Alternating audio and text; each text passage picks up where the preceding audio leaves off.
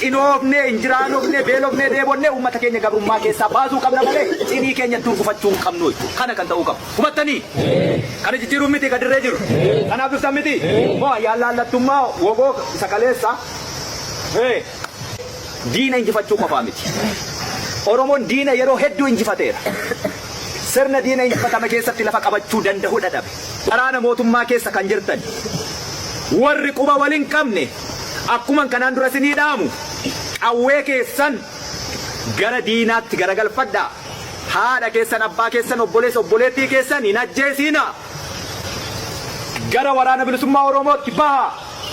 Akkuma aadeffatamee guyyaatti 50-60 harka kennaa ooltan goleeree Oromiyaa keessatti woboon isiniif gaachana. Obboleessa obboleettii keessanii warri quba waliin qabne akkas godha. Qaama mootummaa keessa kan jirtan namni Oromoof waan hojjete oolmaa oole malee bakka oole miti kan ilaallu.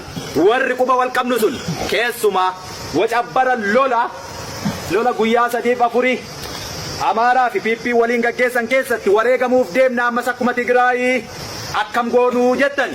Yoo wareegama ta'e wareegamni isin kaffaltan akkuma wareegama dirree irratti kaffalameeti. Qabsoo bilisummaa Oromoo keessatti galmee seenaa irratti qorreessin barreessina. Ammatti hin socho'inaa.